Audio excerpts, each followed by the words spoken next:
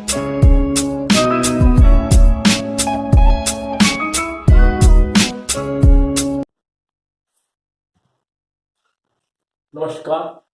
BSc द्वितीय वर्ष के छात्रों का स्वागत है आज के लेक्चर में। आज हम अंडों के विभिन्न प्रकारों के बारे में बात करेंगे। ये जो oogenesis प्रक्रिया के अंतर्गत अंडों का निर्माण होता है, ये अंडे विभिन्न प्रकार के पाए जाते हैं। अंडों के अंदर पीतक की मात्रा के आधार पर हम अंडों को 4 अलग अलग प्रकारों में विभाजित कर सकते हैं। ए लिसिथल, माइक्रो लिसिथल, मीजो लिसिथल, मेगा लिसिथल। ए लिसिथल अपीत के अंडे पाए जाते हैं, इसमें पीतक की मात्रा नगण्य होती है, काफी कम पाई जाती है, और ये अंडे यूथेरियन जो एग होते हैं उनके रूप में पाए जाते हैं। जो स्तनधारी जंतुओं के यूथेरियन वर्ग है उसमें उपवर्ग इसके अंदर इस प्रकार के अंडे पाए जाते हैं, जिनमें पीतक की मात्रा नगण्य काफी कम पाई जाती है। दूसरे प्रकार के जो अंडे होते हैं सूक्ष्म पीत के अंडों के रूप में पाए जाते हैं, जिसमें पीतक की मात्रा सूक्ष्म रूप से पाई जाती है। ये एम्फीऑक्सिस जो प्रोटोकोडेटा जंतु होते हैं उनमें इस प्रकार के अंडे पाए जाते हैं। इनके जो कोशिका द्रव के अंदर जो पीतक के कण हैं वो पाए जाते हैं। तो कणिकामय जो पीतक है वो यहाँ उपस्थित पाया जाता है एम्फीऑक्सिस जो अंडे होते हैं उनके अंदर। मीजो लिसिथल प्रकार के अंडे मध्य पीत की अंडों के रूप में यह तीसरा प्रकार है। ये जो मेंढक के अंडे होते हैं उसमें जो अंडे के एक तरफ पीतक मार्ग पाया जाता है और दूसरी तरफ जो सक्रिय कोशिका द्रव है केंद्रक सहित पाया जाता है। तो इस प्रकार से 2 ध्रुव यहाँ बन जाते हैं, एक सक्रिय ध्रुव, एक अल्पक्रिय ध्रुव के रूप में यहाँ पाया जाता है मेंढक के अंडों में। ये सक्रिय क्षेत्र है जिसमें कोशिका द्रव और केंद्रक पाए जाते हैं। ये अल्पक्रिय ध्रुव है जिसके अंदर ये जो पीतक है वो पाया जाता है। इस प्रकार से पीतक की मात्रा मध्यम प्रकार की यहाँ पाई जाती है। ये जो अंतिम प्रकार है मेगा लिसिथल एग, अतिपीत की अंडे, इनके अंदर पीतक की मात्रा काफी अधिक पाई जाती है। इनको जो अतिपीत के अंडे होते हैं ये जो सरीसृप होते हैं, पक्षी होते हैं, कीट होते हैं, उनके अंडे इस प्रकार के पाए जाते हैं। तो ये जो पक्षियों के अंडे हैं वो इस प्रकार से पाए जाते हैं। ये जो कोशिका द्रव केंद्रक सहित एक पतली सी तस्वीरनुमा संरचना में पाया जाता है, इसको हम जननीय डिस्क के रूप में जानते हैं। और बाकी क्षेत्र में पीतक पाया जाता है। ये पीतक श्वेत पीतक के रूप में या पीत पीतक के रूप में पाया जाता है, और यह चिलिजा पाया जाता है, उसके चारों तरफ एक कवच पाया जाता है। इस प्रकार का जो अंडा होता है जिसमें पीतक की मात्रा सबसे अधिक पाई जाती है उसे अतिपीत के अंडे कहते हैं। जो पक्षियों के सरीसृपों के अंडे इस प्रकार के पाए जाते हैं। दूसरी जो कैटेगरी है जो पीतक का वितरण होता है अंडे में, उसके आधार पर अंडों को हम उन्हें 3 अलग अलग वर्गों में विभाजित कर लेते हैं। होमो लिसिथल एग, टीलो लिसिथल एग, सेंट्रो लिसिथल एग। होमो लिसिथल एग समपीत की अंडे पाए जाते हैं। ऐसे अंडे जो एम्फीऑक्सिस के अंडे पाए जाते हैं इसमें पीतक की मात्रा पूरे कोशिका द्रव में समान रूप से वितरित पाई जाती है। ये जो इस प्रकार के अंडे हैं जिसके अंदर केंद्रक मध्य में है और चारों तरफ कोशिका द्रव है, और कोशिका द्रव में कणिका के रूप में पीतक पाया जाता है। तो इसमें पीतक समान रूप से वितरित पाया जाता है पूरे अंडे के अंदर। ऐसे अंडों को समपीत के अंडे कहते हैं। तो एम्फीऑक्सिस के अंडे इस प्रकार के पाए जाते हैं, प्रोटोकोडेटा होते हैं। टीलो लिसिथल एग, ये जो उभयचरी जंतु होते हैं, रेप्टिलियन जंतु और पक्षियों के अंडे इस प्रकार के पाए जाते हैं। ये गोलार्ध जो पीत के अंडे होते हैं, गोलार्ध पीत के अंडों के अंदर इस प्रकार से 2 ध्रुव पाए जाते हैं। एक ध्रुव की ओर कोशिका द्रव केंद्रक होते हैं, इस सक्रिय ध्रुव कहते हैं। दूसरे ध्रुव की ओर पीतक की मात्रा पाई जाती है, जिसे अल्पक्रिय ध्रुव डिजिटल पोल कहते हैं। इस प्रकार से जो पीतक का वितरण है वो अलग अलग क्षेत्रों में पाया जाता है। जो तीसरे प्रकार के अंडे होते हैं सेंट्रोलिसिटल एग कहलाते हैं, केंद्रीय पीत के अंडे के रूप में पाए जाते हैं। जो कीटों के अंडे इस प्रकार के पाए जाते हैं।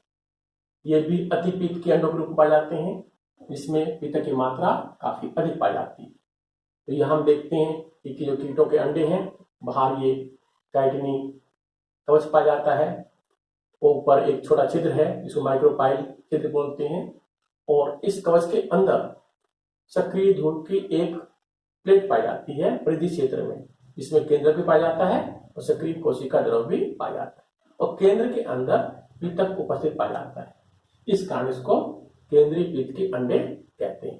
पीतक की मात्रा काफी अधिक पाई जाती है। इस प्रकार से जो पीतक का वितरण है, इसके आधार पर संपीत की, गोलार्ध पीत की और केंद्रीय पीत की अंडे पाए जाते हैं। जो तीसरा प्रकार है, जो कवच की उपस्थिति और कवच की अनुपस्थिति के आधार पर उन्हें अंडों को दो प्रकारों में बांटा गया है। एक क्लेडोइक एग कहलाते हैं, एक नॉन क्लेडोइक एग कहलाते हैं। एक जो संकोची अंडे के रूप में पाए जाते हैं, इसके अंदर जो अंडों के बाहर एक कवच पाया जाता है, कैल्शियम कार्बोनेट निर्मित या अन्य जो काइटिनी निर्मित कवच इस प्रकार से अंडे के चारों ओर पाया जाता है। तो ऐसे अंडे जो रेप्टिलियंस अंडे होते हैं, सरीसृपों के अंडे होते हैं, पक्षियों के अंडे होते हैं, इस प्रकार के पाए जाते हैं, जिसमें कवच उपस्थित पाया जाता है अंडों के बाहर। ये नॉन क्लेडोइक एग होते हैं, उसमें जो अकोशी प्रकार के अंडे हैं, इसमें बाहर कवच अनुपस्थित पाया जाता है। तो एम्फीऑक्सिस हार्डमेनिया, ये जो प्रोटोकोडेटा होते हैं, इसमें इस प्रकार के अंडे पाए जाते हैं। जो मेंढक होता है उसमें कवच विहीन अंडे पाए जाते हैं। यूथीरियन जो स्तनधारी जंतु होते हैं उसमें भी कवच विहीन अंडे पाए जाते हैं। एक तो कवच युक्त अंडे और एक कवच विहीन अंडे, इस प्रकार से दो प्रकार के अंडे पाए जाते हैं। और जो चौथा प्रकार है, जो परिवर्तन के आधार पर अंडों को दो अलग अलग वर्गों में विभाजित किया गया है। एक को बोलते हैं डिटर्मिनेट टाइप, निर्धारित प्रकार के। निर्धारित प्रकार के जो अंडे होते हैं, उनके अंदर जो अंडे के विभिन्न क्षेत्रों के भविष्य का निर्धारण निषेचन से पूर्व या निषेचन के जस्ट बाद में कर दिया जाता है। इस प्रकार से जो विदलन क्रिया प्रारंभ होती है, प्रथम विदलन के अंतर्गत जो दो ब्लास्टोमेर बनते हैं, प्रत्येक ब्लास्टोमेर के अंदर एक सीमित अंगों विकास के लिए क्षेत्र पाए जाते हैं। यदि इनमें से एक ब्लास्टोमेर को यहां से हटा दिया जाए तो जो भ्रूण है उसका आधा ही भाग प्रवर्धित होता है। तो ये जो ब्लास्टोमेर दो बने हैं विदलन क्रिया के अंतर्गत, दोनों अलग अलग जो हाफ होते हैं एम्ब्रियो के, उनके निर्माण के लिए सामर्थ्य रखते हैं। इनमें से किसी भी एक ब्लास्टोमेर को हटा दें तो वो भाग एम्ब्रियो में प्रवर्धित नहीं होता है। तो इस प्रकार के जो अंडे होते हैं, निर्धारित प्रकार के अंडे पाए जाते हैं, क्योंकि इनका जो भविष्य होता है अंडे के विभिन्न क्षेत्रों का, वो निषेचन से पूर्व, निषेचन के जस्ट बाद में निर्धारित हो जाता है। ये दूसरे प्रकार के अंडे होते हैं इनडिटर्मिनेट टाइप, ये अनिर्धारित प्रकार के अंडे पाए जाते हैं। ये थोड़े अधिक विकसित प्रकार के होते हैं। इसमें जो अंडे के विभिन्न क्षेत्रों का भविष्य होता है वह तीसरे विदलन के पश्चात निर्धारित होता है। इसी कारण जो प्रथम विदलन के अंतर्गत दो ब्लास्टोमेर बनते हैं, दोनों ब्लास्टोमेर पूर्ण एम्ब्रियो के परिवर्तन के लिए सक्षम पाए जाते हैं। इस प्रकार से ये जो दो प्रकार के ये अंडे हैं परिवर्तन के अंतर्गत, डिटर्मिनेट टाइप और इनडिटर्मिनेट टाइप, इस प्रकार से पाए जाते हैं। तो ये विभिन्न प्रकार के अंडे हैं जो इस प्रकार से पाए जाते हैं। अब हम बात करते हैं अंडों की झिल्लियों के बारे में। जो अंडों के बनने के पश्चात उन पर झिल्लियां बनती हैं उनके बारे में अब हम चर्चा करते हैं। पहली जो झिल्ली होती है उसको प्राथमिक अंडे की झिल्ली कहते हैं, प्राथमिक अंड झिल्ली कहते हैं इसको। इसका जो निर्माण होता है वह ओसाइट तथा जो पुटिकाएं इसके चारों ओर उपस्थित हैं उनके द्वारा किया जाता है। और ये जो प्राथमिक एग मेम्ब्रेन है वह अंडे की प्लाज्मा झिल्ली तथा पुटिका कोशिकाओं के मध्य में स्थित पाई जाती है। ये भी विभिन्न प्रकार की पाई जाती है प्राथमिक एग मेम्ब्रेन। इसमें पहला प्रकार है विटलाइन झिल्ली का। विटलाइन झिल्ली एक झिल्ली के रूप में ना होकर एक कोशिकीय पारदर्शी झिल्ली के रूप में पाई जाती है जो म्यूकोपॉलीसैकेराइड की बनी होती है। ये जो इसका मछलियों के अंदर नाम होता है कोरियम के रूप में पाई जाती है। और जो इसमें जंतु होते हैं उसमें जोना पेरिसोडा के नाम से इसको जाना जाता है। और जो पक्षी होते हैं उसमें विटलाइन मेम्ब्रेन के रूप में इसको पहचान की जाती है। दूसरे प्रकार की जो प्राथमिक झिल्ली है जोना रेडिटा कहलाती है। जोना रेडिटा जो प्राथमिक झिल्ली होती है यह उपास्थल मछलियों के अंदर और उभयचरीय और सरीसृप जंतुओं के अंदर पाई जाती है। ये जो झिल्ली है ये प्राइमरी झिल्ली के रूप में उपस्थित पाई जाती है और इस झिल्ली के ऊपर धारियां पाई जाती हैं। तो ये प्राथमिक झिल्ली इन जो एम्फीबिया होते हैं, मछलियां होती हैं, रेप्टाइल्स होती हैं, उसमें जोना रेडिटा प्राथमिक झिल्ली के रूप में पाई जाती है। तीसरे प्रकार की जो प्राइमरी एग मेम्ब्रेन है वो जेलीकोट के रूप में पाई जाती है। जेलीकोट जो एकाइंडोर्मेटा जंतु होते हैं, जो समुद्रीय अकशेरुकी जंतु होते हैं, उनके अंडों के ऊपर एक मोटी जो जेली का कोट पाया जाता है। और ये जेली का कोट जैसे ही ये पानी के संपर्क में आता है तो ये कोटिका जो कोशिकाएं होती हैं और इसके मध्य में एक अवकाश उत्पन्न हो जाता है। ये जो प्लाज्मा झिल्ली है अंडे की और इस जेलीकोट के मध्य में एक अवकाश उत्पन्न होता है जिससे ये जो अंडे होते हैं ये पानी में तैरने लगते हैं, डूबते नहीं। अब बात करते हैं द्वितीय एग मेम्ब्रेन के बारे में। जो अंडे की द्वितीय झिल्लियां होती हैं उनके संबंध में चर्चा करते हैं। इनका जो निर्माण है वह ये जो पुटिका कोशिकाएं होती हैं अंडे के चारों ओर जो स्थित है उनके द्वारा इसका निर्माण किया जाता है सेकेंडरी एग झिल्लियों का।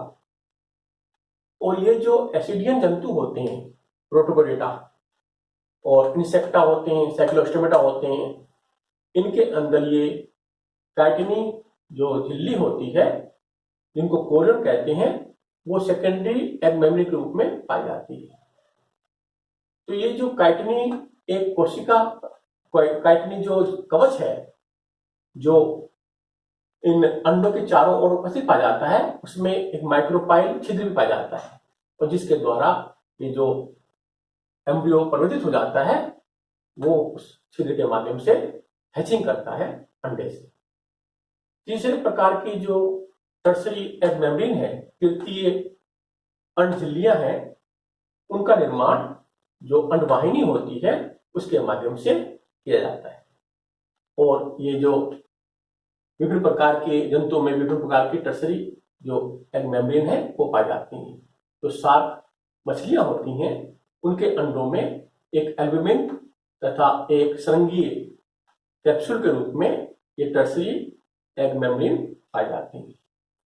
जो उभयचर जंतु होते हैं उनके अंडों में जेलीकोट के रूप में ये सेकेंड टर्सरी एग मेम्ब्रेन पाई जाती हैं। जेलीकोट जो होता है ये पानी में के संपर्क में आकर फूल जाता है और अंडों को पानी में डूबने से बचाता है, उनको एक गुच्छे में रखता है।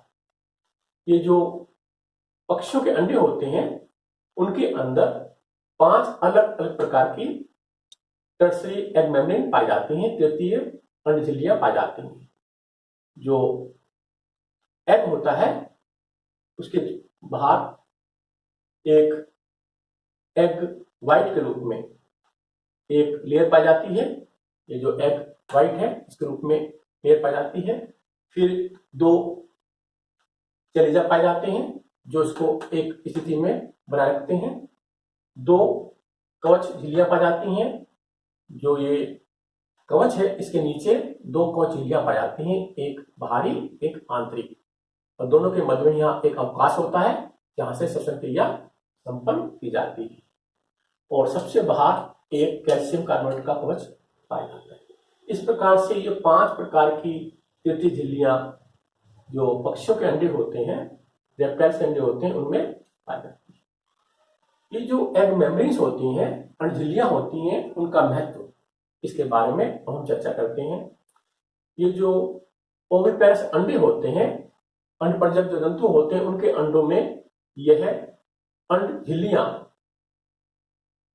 जो बाहरी वातावरणीय पीएच है, टेम्परेचर है, विकिरण है, प्रदूषण है और जो सूखने वाली प्रक्रियाएं होती हैं, उनसे ये अंडे की सुरक्षा करती है। जो यांत्रिक जो जस्त होते हैं, आघात होते हैं, उनसे भी अंडों की सुरक्षा इनके द्वारा की जाती है। जो विविपेरस जंतु होते हैं, शिशु प्रजक जंतु होते हैं, उनके अंदर इन अंडपरजक झिल्लियों के द्वारा जो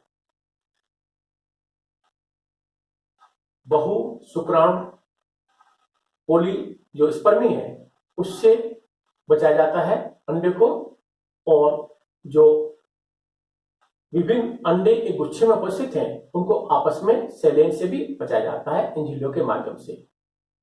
और जो ये सामान्य वितरण क्रिया होती है, उसमें भी ये अंडझिल्लियां सहायक के रूप में पाई जाती हैं। तो इस प्रकार से जो अंडझिल्लियां होती हैं अंडे के चारों ओर, वे अंडे को सुरक्षा और अन्य जो चीजें उपलब्ध कराती हैं। धन्यवाद।